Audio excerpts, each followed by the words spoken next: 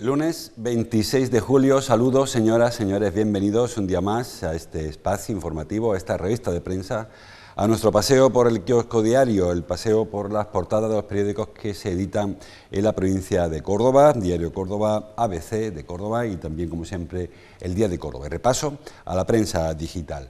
Hoy, como suele ser habitual los lunes, cada periódico sale por un sitio, titulares distintos, fotos distintas, así que vamos con ese primer vistazo a las portadas. El Diario Córdoba habla de la memoria democrática, el Gobierno acelera, dice, el plan para exhumar las fosas del franquismo. El Ejecutivo Central impulsará 303 iniciativas para recuperar unos 25.000 cuerpos de republicanos. Córdoba, con 11 municipios, es una de las zonas de España en las que habrá una mayor intervención. Es un programa que se va a llevar a cabo a lo largo de 4 años.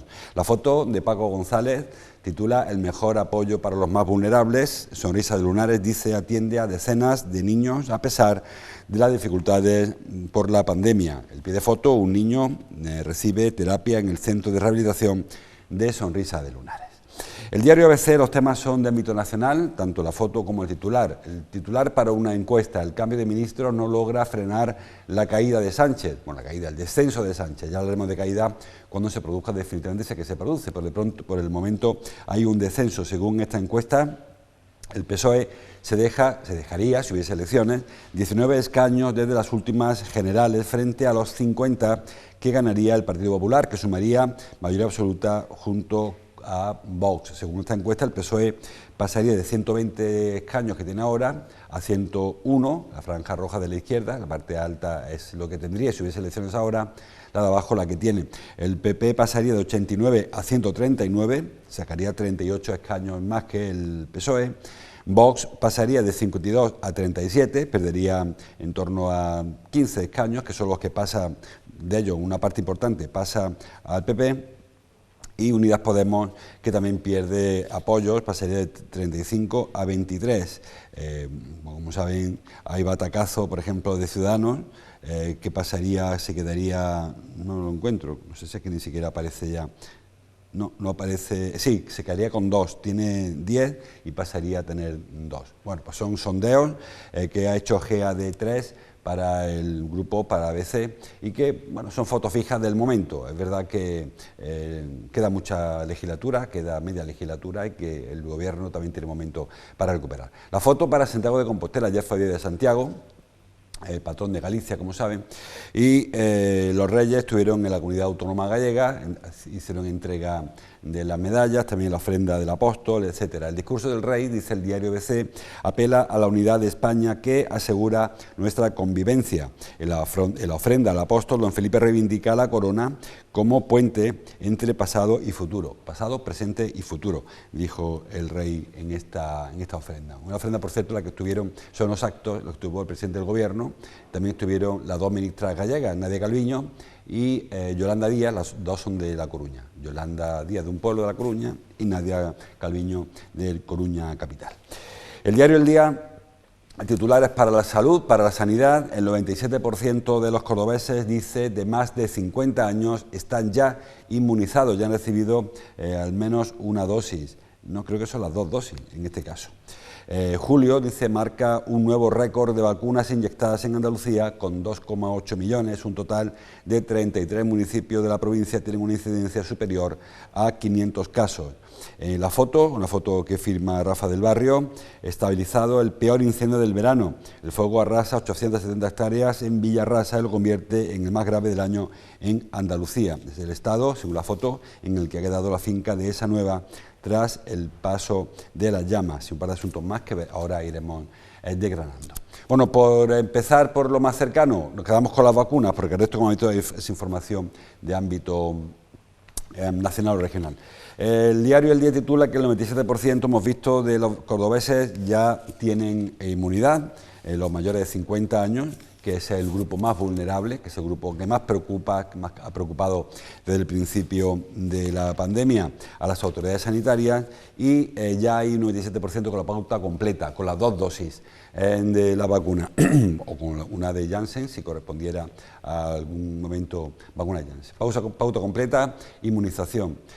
¿Significa esto que lo peor ha pasado? Como venimos diciendo las últimas semanas, pues lo peor ha pasado, muy probablemente, pero aún estamos en un riesgo alto de contagio, porque, como siempre recordamos, el tener la vacuna no impide que nos contagiemos, lo que impide es que aparezcan síntomas. Probablemente no aparezca ningún síntoma, y si aparece alguno, serán síntomas leves que no requerirán muy probablemente ni hospitalización y mucho menos la UCI. Pero sí que podemos transportar el virus y trasladarlo a otra persona que aún no haya recibido su vacuna porque no le haya correspondido. Saben que esta semana ya se pretende empezar a vacunar a menores de 20 años y, bueno, el diario a veces relata en la portadilla, en la página 2, que el ritmo de vacunación de COVID cae en Córdoba un 30% en el último mes. Bueno, yo en esto de la vacuna, saben que se está utilizando como arma arrojadiza. ¿Quién tiene la culpa de que lleguen menos o quién tiene el mérito de que lleguen más? Durante el mes de junio se batieron todos los récords habidos y por haber porque la Unión Europea convenció sobre todo a Pfizer para que anticipara vacunas que tienen que llegar en septiembre. Las vacunas son las que son, las farmacéuticas, los laboratorios se han comprometido a producir un número X de vacunas, el que son capaces de producir, por ello supongo yo que producirían más, pero son los que son capaces de producir. La Unión Europea, que no España, que no Andalucía, que no Córdoba, ha comprado las vacunas que ha podido, por las que se producen. Y esas vacunas vendrían, como saben, a partir de abril, mayo, junio, julio, agosto, septiembre, era el paquete importante. Pfizer propuso a la Unión Europea anticipar algo del pedido, el de septiembre, pasarlo a junio. Y por eso en junio hubo un récord total en vacunación. Ahora julio no es que haya muy pocas vacunas, solo vacunas que se comprometieron, igual que ocurrirá en agosto. Y lo normal es que en septiembre haya muchas menos porque ese paquete se anticipó a junio y las que se produzcan en septiembre serán para otro sitio. Es decir, que se está haciendo mucha política con que qué torpes somos comprando, que qué torpes somos vendiendo, que listos son otros países. España es uno de los países de Europa y del mundo donde la campaña de vacunación avanza más rápidamente. Ahora, con esto de la Olimpiada, de los Juegos Olímpicos de Tokio, hemos conocido que en Japón la población vacunada apenas llega al 25%. En España estamos ya en la mitad de la población, más de 25 millones de personas.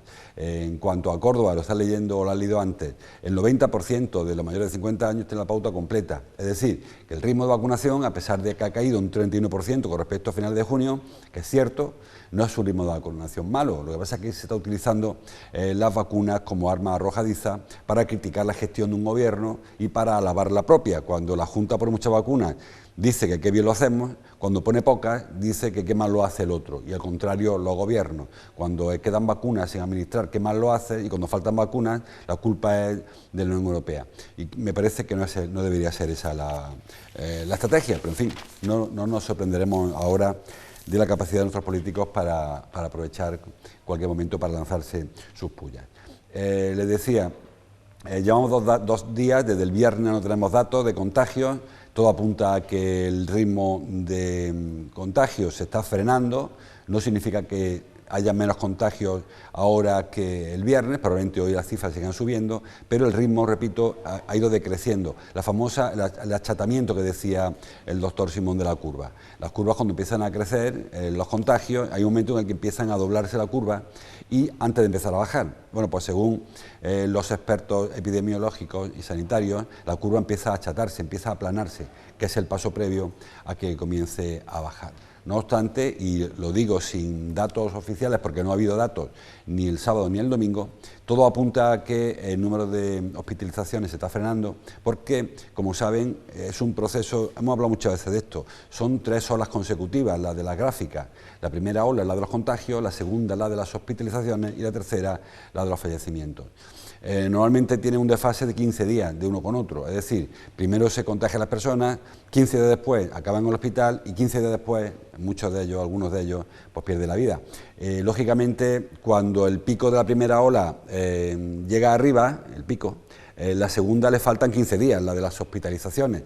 No significa que también llegue a la misma altura del pico, puede ser mucho más baja, en este caso mucho más bajo porque hay muchas personas que están vacunadas, pero habrá un pico más bajito, otro pico. Y el de fallecidos mucho más bajo, tenemos un nivel de una tasa de mortalidad muy pequeño con respecto a lo que sufrimos en los meses de febrero, marzo, abril del año pasado. Es decir, que de este año y septiembre del año pasado, son ondas pandémicas que van una tras de otra, pero tienen ese desfase, con lo cual, si alcanzamos un pico de contagios el fin de semana, por ejemplo, habrá que esperar casi 15 días hasta que empiece a descender el pico de hospitalizaciones. Pero bueno, sigue siendo un pico bajito. En Córdoba, hablo de cifras del viernes, andábamos en torno a las 80 personas hospitalizadas en todos los hospitales de toda la provincia. El Reina Sofía, el Hospital Provincial, el de Pozo Blanco, el de Cabra, es decir, que la presión asistencial no era demasiado alta. Aún tendrá que subir, como les digo, por el tema del desfase de las olas, pero creo que en cualquier caso la presión asistencial no se va a desbordar, esperamos que sea así. Hoy Cordópolis habla de la presión asistencial en los centros sanitarios, que sí que se está produciendo. ¿Por qué? En los centros de salud, quiero decir, la atención primaria. ¿Por qué? Pues porque muchos de los pacientes que están sufriendo ahora síntomas no tienen que acudir al hospital, sino que directamente acuden al centro de salud, bien de manera telemática, telefónica o bien presencial. Y esta atención primaria es la que está soportando en realidad la quinta ola, una sobrecarga de pacientes, lo leemos ahí, y una semana de espera incluso para una cita, porque coinciden dos factores. La quinta ola, o el número que sea, hemos perdido los números ya, del coronavirus, y además las restricciones, las limitaciones que los facultativos sufren, sanitarios, tanto médicos, médicas como enfermeras, enfermeros, las limitaciones que hay durante el verano, porque por vacaciones fundamentalmente, no se reponen todas las bajas que se producen, con lo cual coincide un repunte en las consultas, en atención primaria, el centro de salud, con una menor presencia de profesionales, y de ahí que haya una sobrecarga importante de pacientes, que ya se produce todos los veranos, pues ahora calculen si hay que sumar a esto este repunte de la quinta ola, que como le digo no está requiriendo demasiadas hospitalizaciones, pero sí muchas consultas en los centros de salud. Así que, en principio, como conclusión del tema sanitario, la cosa no marcha bien, pero parece que a corto plazo, medio plazo como mucho, sí que se ve la luz al final del túnel. Creo que todos tenemos en la mente que estamos llegando al final de esta maratón que hemos corrido contra la pandemia y que nos quedan pues unas semanas para poder poner punto y final a este episodio sanitario que tantas vidas ha costado y tantos problemas ha generado. Bueno, más cosas. El diario Córdoba, el tema del día, al margen de las exhumaciones, habla de subastas de edificios. Titula: Córdoba tiene una veintena de subastas activas por valor de 17,6 millones de euros. El 60% de las que se convocan se quedan sin que nadie puje. Sin que nadie puje porque no interesa el inmueble o porque el precio por el que sale no interesa. Ahí tienen el portal de los procuradores, el portal que se puso en marcha ya hace algún tiempo y que intenta dar salida a una serie de bienes que provienen de procedimientos judiciales. El portal se llama subastasprocuradores.com. Bueno, pues los juzgados cordobeses están celebrando a través del boletín 20 subastas de casas, pisos embargados a deudores en los que se pretende satisfacer su deuda. Pues edificios, como ven en la foto, pues en Costasol, edificios en Platero Pedro de Vares, un solar en La Ruzafa. No es que sean gangas, porque si salen a precio de subasta y luego hay una puja. Dice esta información que firma Araceli Arjona, Ruiz Arjona, que el 60% de las subastas suelen quedar desiertas, o sea que si ahora hay una veintena, pues van a quedar desiertas de la veintena, pues por el 60%, que son 8 y 8, 16 de las 20. Y es porque o no interesa el inmueble o porque el precio que se subasta no es el que interesa al comprador. Hay más de 300 subastas en los últimos 4 años y de ellas 218 se quedaron sin puja, sin nadie que propusiera. En caso de que no haya subasta, el acreedor, o sea, el deudor, la persona que tiene que satisfacer la deuda, puede quedársela al precio de partida y puede pagarse él mismo su deuda, que es una fórmula que se suele aplicar bastante. Bueno, es una información propia de los lunes, interesante, por cierto, y me parece que muchas personas que a lo mejor están buscando, digo, no son chollos, no son gangas, son subastas de los procuradores a precio oficial, pero puede ser que sea bastante más barato que el precio real que se está dando en la calle. Más cosas. Dice el diario El Día que Córdoba comanda las exportaciones andaluzas en el primer semestre. Ha crecido casi un 40% con respecto al anterior periodo. Es verdad, como siempre decimos, que las comparaciones en este caso son bastante odiosas porque los periodos anteriores fueron periodos, sobre todo el año pasado, 2020, fueron periodos muy bajos de actividad económica y también de exportaciones y en general cualquier actividad. Córdoba lleva ya 7 meses seguidos incrementando sus ventas, 7 meses, que si se da la cuenta coincide con los 7 meses que llevamos de año aproximadamente, y en los primeros 5 meses se acumula un 40% prácticamente, sumado 1.031 millones de euros en exportaciones, según información que facilita la agencia Extenda Andalucía Exportación. Saben que habitualmente Andalucía, Córdoba en concreto, exporta productos agroalimentarios, fundamentalmente aceite, y sobre todo, que es lo que siempre está en primer lugar, el cobre y su manufactura, aunque en esta ocasión es el segundo lugar. El primer lugar creo que es para el aceite. En este caso el aceite es líder con 284 millones de euros y el segundo lugar lo ocupa el cobre y sus manufacturas con 276. Ha pillado la campaña del aceite, luego durante el año se va corrigiendo y el cobre suele ser el primer lugar. También materias plásticas y sus manufacturas han crecido, etcétera, etcétera. ¿A dónde van nuestras exportaciones? Pues están yendo a 3 continentes en sus primeros 10 mercados. Italia, primer destino, dice, el segundo es Francia y el tercero es Portugal, es decir, nuestros vecinos son los que reciben más importaciones nuestras, exportaciones de ellos, material de aquí que va allí. Y el tema del aceite pues es fundamental, ¿no? Porque como saben además, tanto en Francia como en Italia, incluso en Portugal, hay empresas que se dedican a envasar y cuando tienen problemas de material, pues lo adquieren en España, que es el gran productor de aceite del mundo, y Córdoba también, lógicamente, puede mandar a otros países, otros países, en este caso Italia o Francia, para que se envase, no como suyo, no sé cómo lo harán al final, si pondrán una etiqueta el origen del aceite, porque la trazabilidad debería obligarlo así, pero al menos sí que los productores cordobeses tienen salida en ese sentido. Más cosas que me encuentro por el periódico. Dice, hablando de exportaciones, o al menos hablando del campo, el ABC, 11 lagares y bodegas se unen para relanzar el vino en rama de Montilla Moriles. Hablan de relanzar y dignificar. Yo lo comento siempre cuando hablamos del vino. Me parece que es una gran injusticia para el vino de Córdoba, pues esta situación. Se pone de moda el vino en rama de Córdoba. Siempre, sobre todo en determinados establecimientos, hay como 2 tipos de vino, el vino bueno y el vino de la casa, ¿no? Y yo siempre digo que en muchas ocasiones el vino de la casa es mucho mejor que el vino bueno. Sin embargo, por muchas razones, pues se queda eso, se conoce como vino Peleón, vino de los de tomar a granel, ¿no? Sin botella, sino directamente del tetrabric en muchos casos o del barril en el mejor de ellos. El momento de crianza biológica con sus aromas. Sabemos que el vino de Córdoba es un vino que no tiene azúcares añadidos con respecto a otro tipo de fermentación natural, quiero decir, con respecto a otros vinos, y eso le da también otra calidad, no solamente la organoléptica ya, el sabor, el olor, el color, sino incluso sus cualidades para la salud.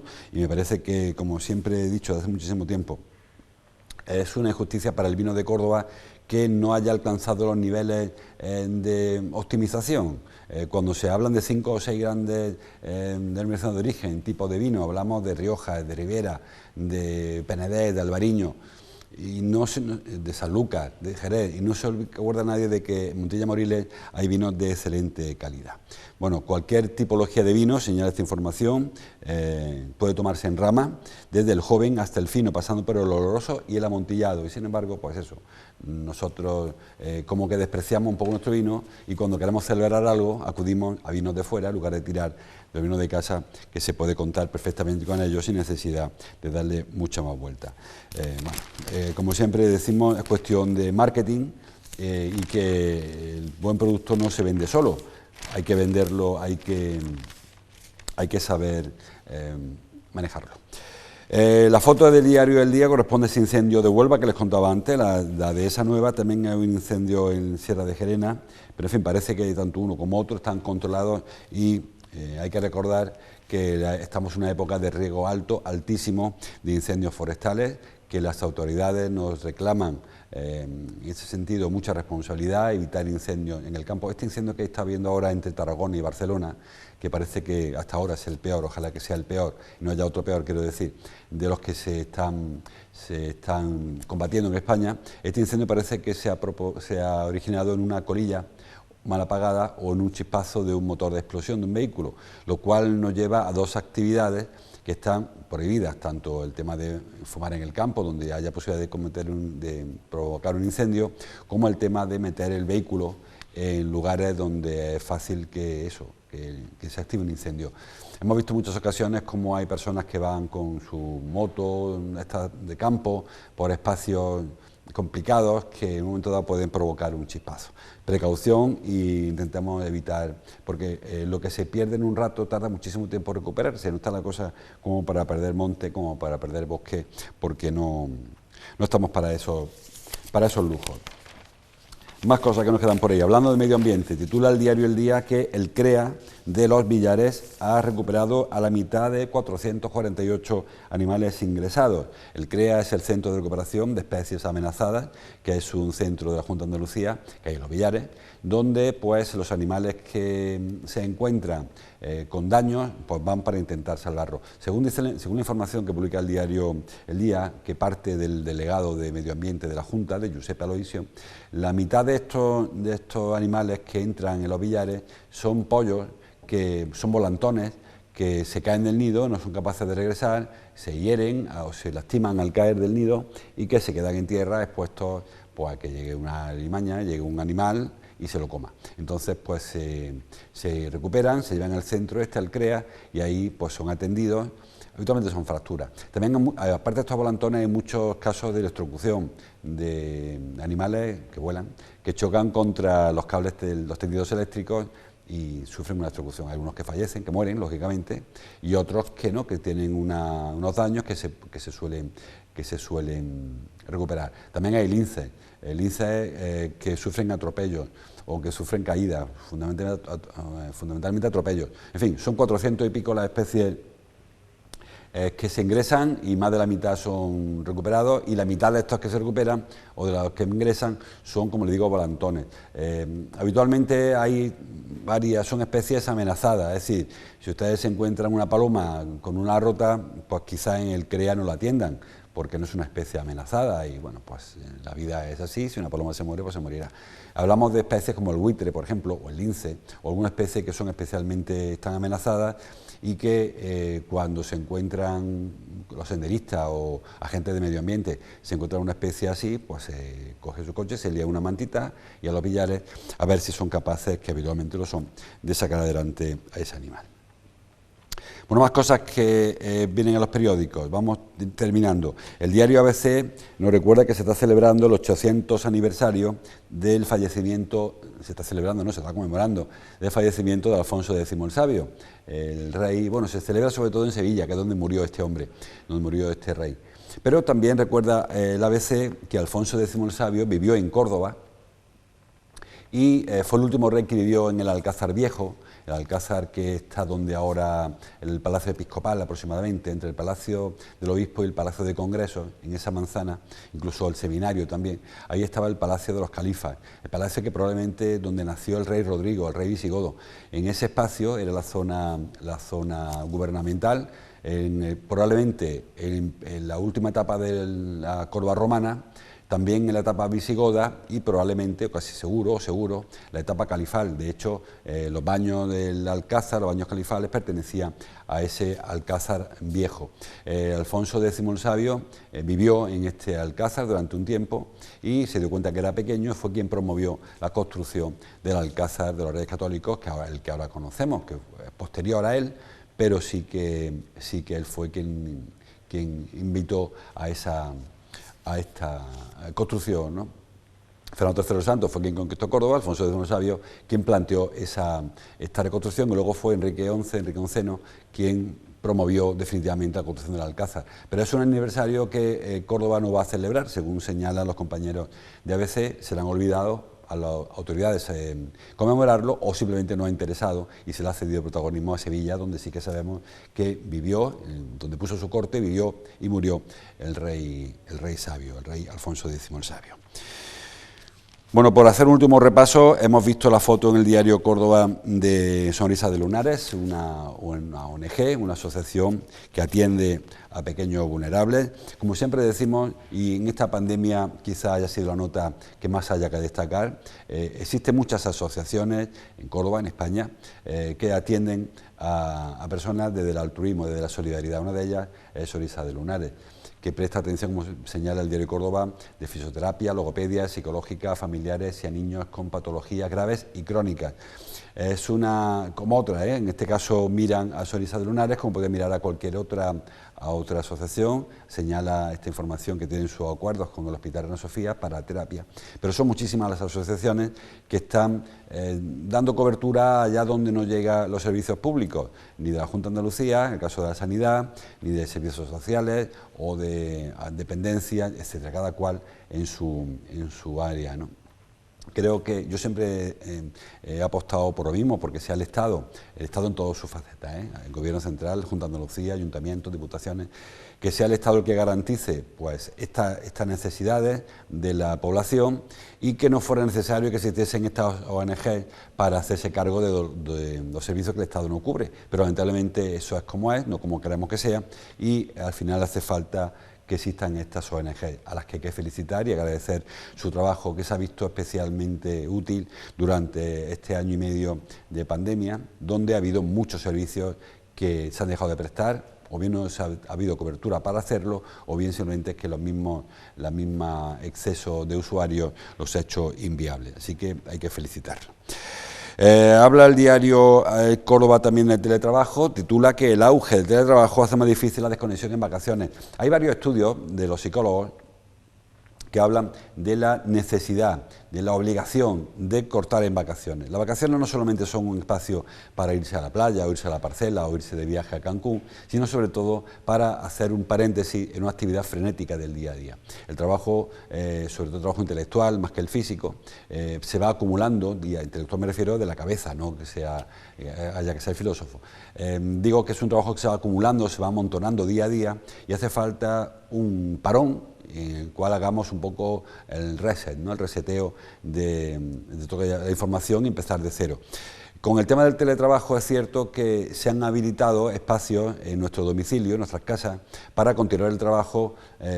Durante la pandemia fue trasladar la jornada laboral al domicilio, pero luego hay empresas o hay empleados, o incluso autónomos, o incluso autoempleadores, que siguen trabajando en casa.